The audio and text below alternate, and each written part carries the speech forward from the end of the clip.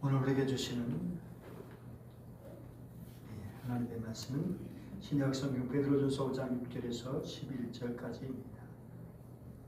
신약성경 382쪽 말씀을 교독해서 읽도록 하겠습니다. 그러므로 하나님의 능하신 손 안에서 겸손하라. 때가 되면 너희를 높이시리라.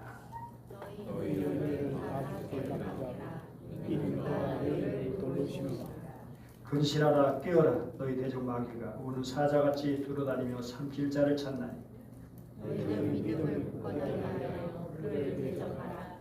이는 세상에 있는 너희 형제들도 일하며 그를 당하는 줄을 알거니와. 모든 은혜의 하나님 곧 그리스도 안에서 너희를 부르사 자기 영원한 영광에 들어가게 하신 이가 잠깐 고난을 당한 너희를 친히 온전하게 하시며 굳건하게 하시며 강하게 하시며 더를 견고하게 하시리라. 너희 세세에 영원토록 그에게 있을지어다. 아멘. 유행처럼 일상이 되어버린 일이 한 가지가 있죠. 그것은 바로 셀카를 찍는 일입니다. 요즘 대통령도 여기저기 다닐 때 셀카를 찍는 모습을 많이 볼 수가 있습니다. 보통 셀카를 찍으면 하나, 둘, 셋 이렇게 약속이라든지 모두 미소를 지으면서 화나는 모습을 사진에 담습니다. 그리고 묻기도 합니다. 잘나서. 사실 우리 인생이 사진 한 장 찍는 일과 흡사하다고 할 수 있습니다. 남들에게 잘 나온 모습, 괜찮아 보이는 모습만 보여주고 싶은 것이 우리의 마음이기 때문이죠. 그런데 문제는 진짜 내 모습은 감추고 있다는 사실입니다. 어떤 사람 괜찮아 보여도 괜찮은 사람이 괜찮지 않은 사람이 많이 있습니다. 진짜 모습은 감추고 만들어진 이미지만 보여주고 있는 것이죠. 이것을 심리학적 용어로는 페르소나라고 합니다. 사회적 가면을 쓴 인격이라고 하는 뜻이죠.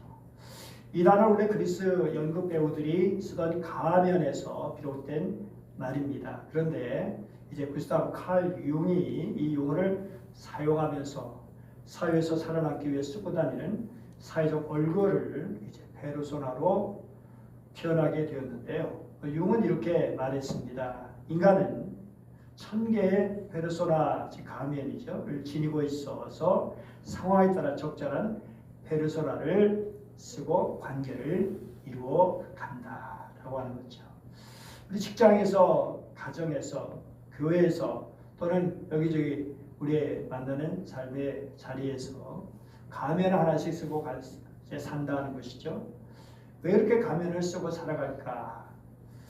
사회에서 살아남기 위해서 정말 사회적 역할을 또 제대로 수행하고 자신을 보호하기 위해서 그렇게 쓰기도 하고, 또한 자신의 나약함과 상처 그리고 부족한 감정 그대로 드러내면 타인에게 공격받을 수 있고 거절당할 수도 있고 안 좋게 이제 생각하게 될 수도 있는 두려움이 있기 때문이기도 하죠. 내 안에 염려와 걱정, 약함, 초라함 등이 들통나서 외면당할까봐 더 두꺼운 가면을 쓰고 살아가는 것이죠. 그래서 마치 연기하는 것처럼 살아가고 있습니다. 이런 시대에 살아가는 우리에게 하나님께서 오늘 사도 베드로를 통해서 말씀하죠. 너희 염려를 다 내게 맡겨라. 다시 말해서 그 가면을 벗으라는 말씀이기도 하죠. 하나님의 능력의 손 아래서 우리의 연약함을 정직하게 드러내라는 권면이기도 합니다. 오늘 우리가 보게 되는 베드로전서 5장 6절에서 11절 말씀의 배경은 평화로운 분위기가 결코 아니죠. 어쩌면 거칠고 가쁜 숨소리를 내는 그야말로 긴박한 느낌이 있는 일종의 영적 최전선이 그 배경입니다. 1세기 소아시아 지역 성도들은 거대한 로마 제국의 질서 속에서 그야말로 거름과 나그네로서, 즉 이방인으로 취급받으면서 사회적 밑바닥까지 내몰린 사람들이었습니다. 그들은 신앙을 지키기 위해서 일상의 명예와 안전이라는 가면을 강제로 박탈당한 상태였습니다. 이 고통스러운 현장에 베드로는 성도를 위로하면서 하나님의 뜻을 전하고 있습니다. 6절 말씀은 그러므로라는 접속 구사로 시작하고 있습니다. 이 말씀 5절 후반부에서 인용된 하나님은 교만한 자를 대적하시되 겸손한 자들에게 은혜를 주신다라는 영적 원리와 6절에 하나님이 능하신 손 안에서 겸손하라 때가 되면 너희를 높이시리라 라고 하는 권면을 잇는 역할을 하고 있습니다. 근데 여기 주목해야 할 것이 겸손이란 단어입니다. 다산 정약용 선생은 이렇게 말했죠. 겸손은 사람을 머물게 하고 넓음은 사람을 따르게 하고 기쁨은 사람을 감동시킨다. 아주 귀한 말이죠. 그리고 오늘 5절 말씀은 겸손은 하나님의 은혜를 받는 길이다 라고 하는 것을 일러주고 있습니다. 사도 베드로는 성도의 겸손한 모습을 하나님의 전능하신 손 아래 서는 모습으로 묘사하고 있는데요. 이 표현은 이스라엘 백성들을 이집트에서 끄집어내신 구원의 손길을 상징하기도 합니다. 그런데 베드로는 여기서 문법적으로 능동태를 사용하는 것이 아니라 수동태를 사용한다는 것입니다. 다시 말해서 내가 겸손해지려고 애를 쓰는 것이 아니다라고 하는 것입니다. 하나님께서 허락하신 낮아짐의 상황을 신앙적으로 받아들여라 라고 하는 뜻이라는 것입니다. 그리고 그 구체적인 모습으로 영혼을 다 주께 맡기라 라는 말씀이 이제 있습니다. 맡긴다, 던져본다. 여기도 문법적으로 부정 과거 분사가 사용되었는데요.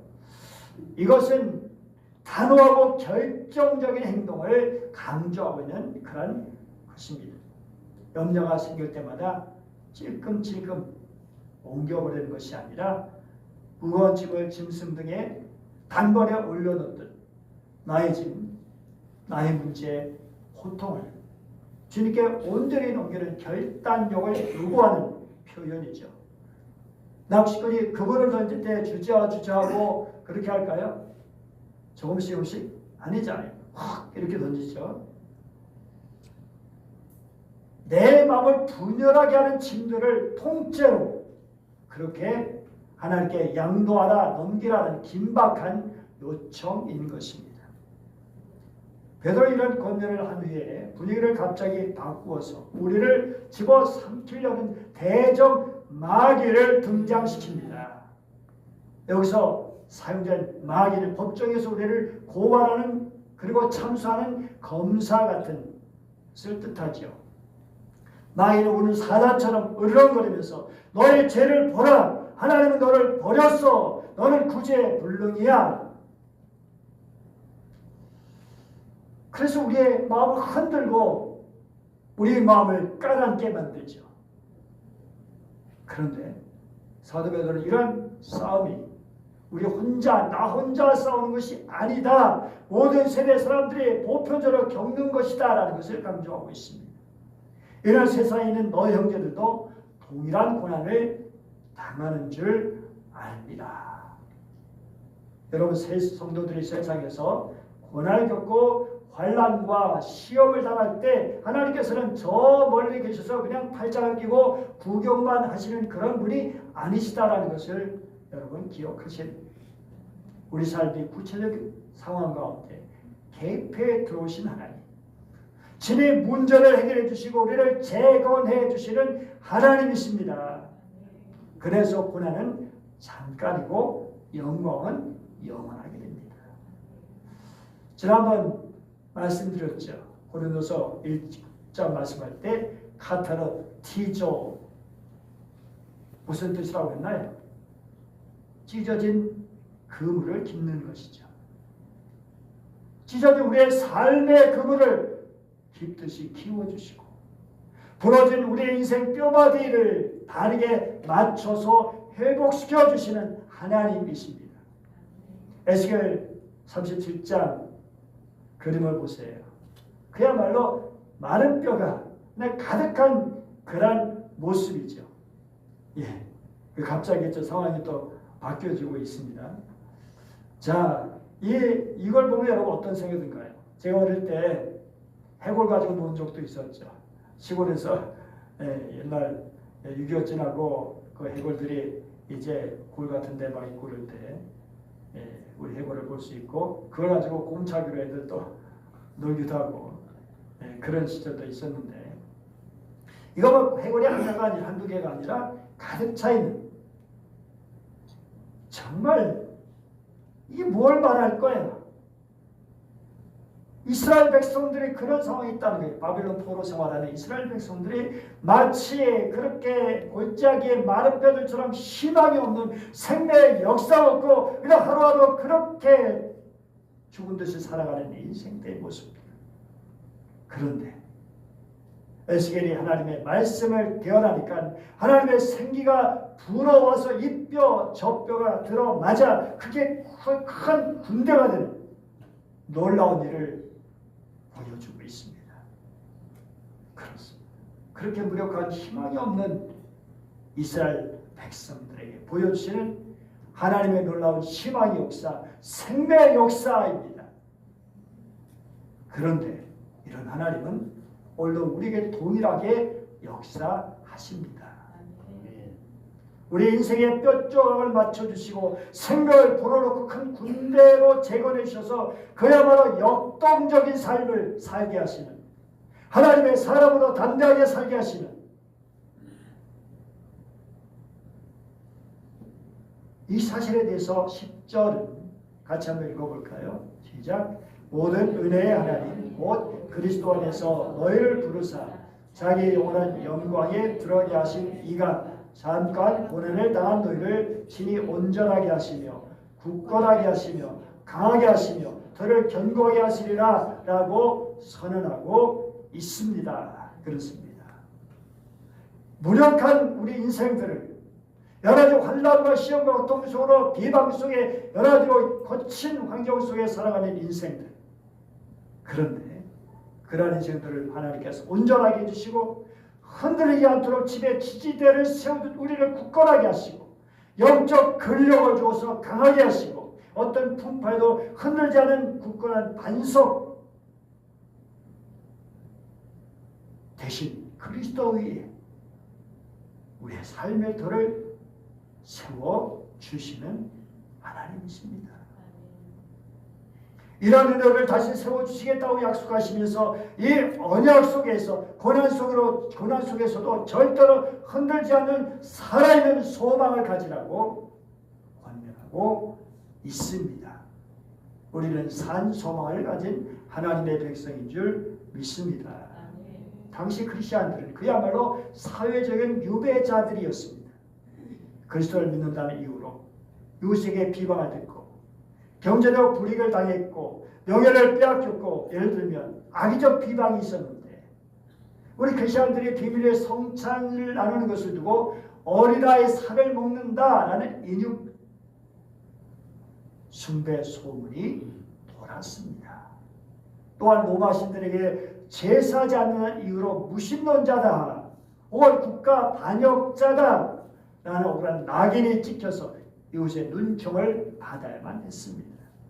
그리고 경제적인 압박을 당했는데 당시 상인들의 조합인 길드는 우상 숭배와 밀접하게 연결되어 있었거든요. 길드 축제에 참여해서 우상에 절하면서 그래서 그들이 상인으로서 또 여러 가지 권리를 누릴 수 있도록 하는 건데 그걸 거부하잖아요. 그러니 조합에서 쫓겨났습니다. 시장에서 물건을 팔 권리를 잃게 되는 것입니다.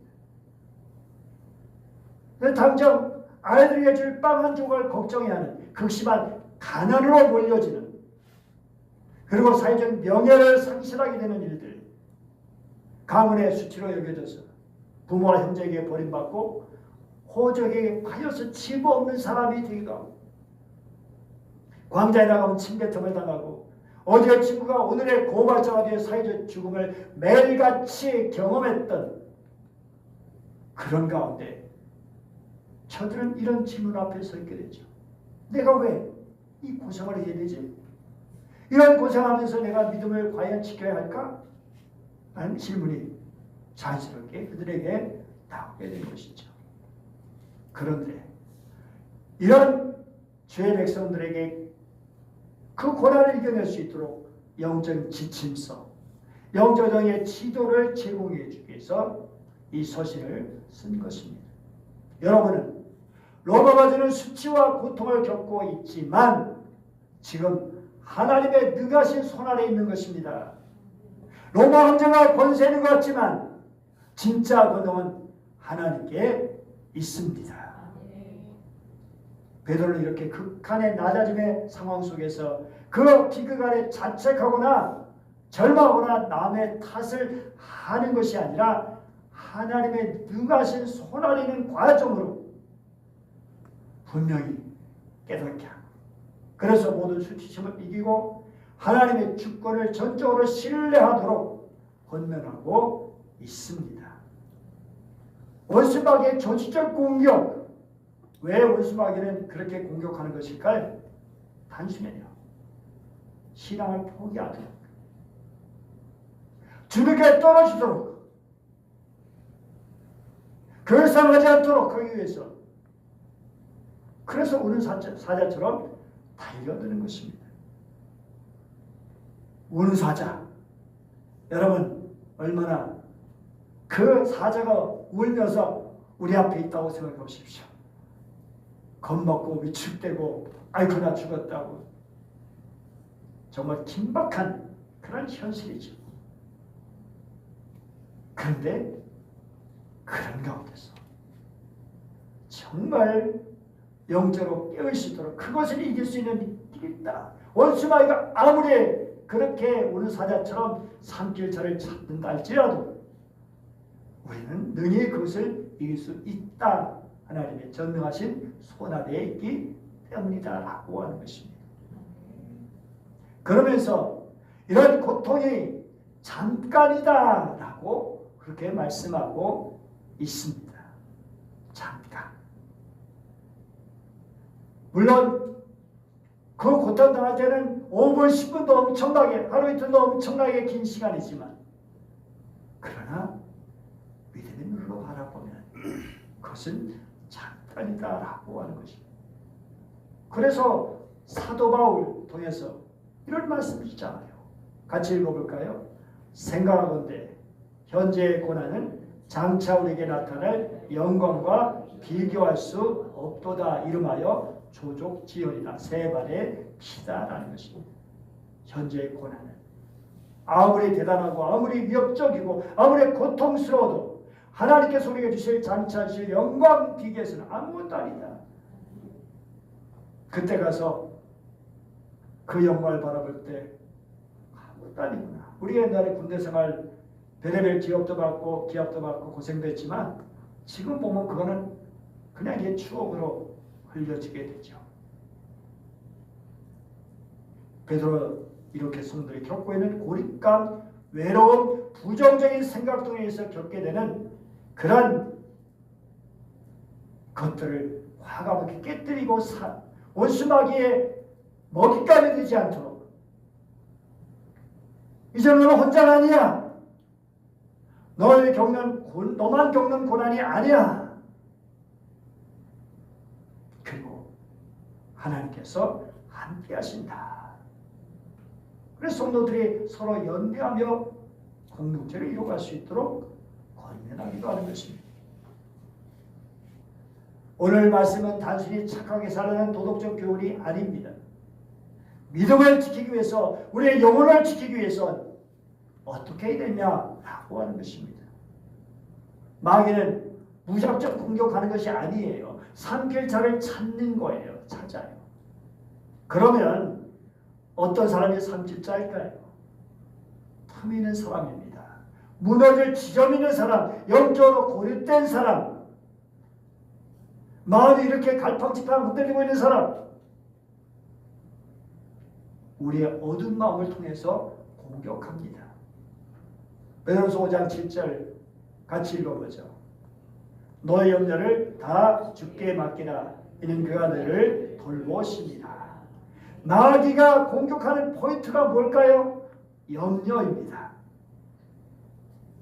염려는 처음에 뵈 현실적인 것처럼 보이죠. 그런데 너무 오래 붙들고 있으면 두려움이 돼요. 불안이 돼요. 걱정이 돼요. 또 불신이 되게 하나님과 거리가 멀어지게 만들어요. 그리고 마귀의 수치심을 가진 사람에게 너는 부족해, 너는 실패자야, 너 같은 사람이 무슨 신앙생활 한다고 그래? 하나님도 너를 보면 대단히 실망하실 거야. 이렇게 다양한 내면의 음성으로 자기를 정지하고 무시하고 무너뜨리도록 공격하는 것입니다. 이것이 복음 없는 정죄입니다. 성령께서도 죄를 깨닫게 하십니다. 우리의 죄를 지적하십니다. 그런데 그것이 끝이 아니잖아요. 회개의 길로, 은혜의 길로 인도해 주시잖아요. 그러나 마귀는 죄책과 수치심으로 사람을 하나님께서 멀리 도망하게 만들고 결국 하나님 은혜에서 떨어지게 만드는, 구원에서 떨어지게 만들죠. 에베소 4장 26절 27절 같이 읽어볼까요? 분을 내어도 죄를 짓지 말며 해가 지도록 불을 품지 말고 마귀에게 틈을 주지 말라. 분노 자체보다 더 위험한 것이 분노를 계속 품고 있는 거예요. 이것은 풀리지 않은 상처라든지 반복해서 되새기는 억울함들, 마음속의 복수심들, 이런 것들이 마귀가 공격해오는 틈이 돼요. 그뿐 아니라 사자는 물에서 떨어진 짐승을 공격하듯이 공동체에서 떨어져 나와 외로움과 고독 가운데 있는 사람들을 공격하는 것입니다. 혼자 있으면 자기 생각을 절대화해요. 유혹을 분별하기 쉽지 않아요. 죄를 합리하기 쉬워요. 그래서 함께 있음을 통해서 자기를 돌아보게 되고 그리고 함께 하나님께로 나아가게 되는 것입니다. 그래서 베드로 오늘 말씀합니다. 근신하고 깨어있어라. 군인 자세입니다. 술 취하지 않고 맑은 정신을 유지하는 것입니다. 군인이 술 취해 있어서 이렇게 해롱거리고 어떻게 되겠습니까? 전쟁이 있는데, 싸워야 되는데, 적군들이 오는데 말도 안 되죠. 깨어있는 것 파수꾼의 경계심을 얻잖아요. 보초를 서는데 졸고 있고 딴 생각하고 있고 안 되잖아요. 맑은 정신과 자제력을 유지하는 게 중요한데 그러기 위해서 어떻게 해야 되느냐? 어떻게 이러한 능력을 갖출 수 있을 것인가? 우선 멈춤과 객관화가 필요해요. 막 감정적으로 격양될 때 있잖아. 화가 나고 막 어찌빠르고 그때 잘못 그냥 순간적으로 엄청난 일을 저지를 수도 있잖아요. 그때 즉각 반응하는 것이 아니라 10초의 멈춤의 시간이 필요하다는 거예요. 그러면서 상황을 객관적으로 바라보는 일입니다. 쉬운 일이 아니지만 우리에게 필요한 거죠. 또 말씀의 필터링입니다. 들어오는 정보와 감정을 성경적 가치관이라는 필터에 통과시켜가지고 그것이 진리인지 거짓인지 사탄의 참소인지 분별하는 것입니다. 그리고 인지적인 휴식이 필요해요. 과도한 미디어 노출, 정보의 홍수에서 벗어나 침묵과 묵상의 시간을 가짐을 통해서 뇌의 과부하를 덜어주는 것입니다. 이런 훈련으로 정신을 맑게 하고 자제력을 유지할 수 있을 때 마귀의 유혹을 이겨낼 수 있고 흔들지 않는 믿음을 가질 수 있습니다. 오늘 너의 염려를 다 주께 맡기라. 던져버리라. 정말 그래요. 염려가 생길 때마다 계속 던져버리라는 말씀이잖아요.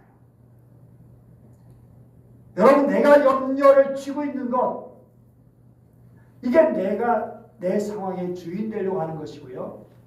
이게 교만입니다. 그래서 염려와 교만은 통하는 겁니다.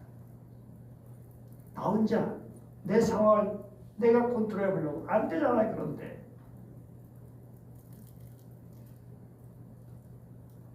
던진다. 하나님의 주권을 인정하는 최고의 겸손입니다. 하나님, 나로서 안 됩니다. 혼자 고민해봤자 걱정해봤자 그럴 주님께 맡깁니다. 성경에 염려하다 근심하다라는 뜻을 나타내는 대표적인 헬라어 단어가 메림나우라고 하는 건데요. 이 메림나우는 두 가지 단어가 합쳐진 것입니다. 하나는 메리조라는 나누다 쪼개다는 뜻이고요. 누스, 마음입니다. 생각입니다. 그러니까 마음이 여러 갈래로 찢어지고 나눠지고 분열되는 상태입니다. 마음이 막 발을 잡지 못해. 갈피를.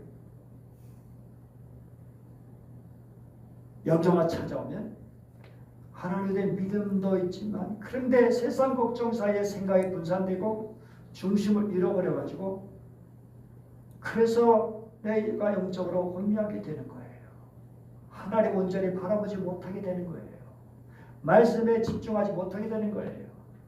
여러분 설교 때도 여러분 딴 생각 많이 하고 있으면 설교가 안 들어오게 되죠. 집에 무슨 불을 끄고 오지 않을까? 아닌가? 그럼 설교가 들어오겠어요?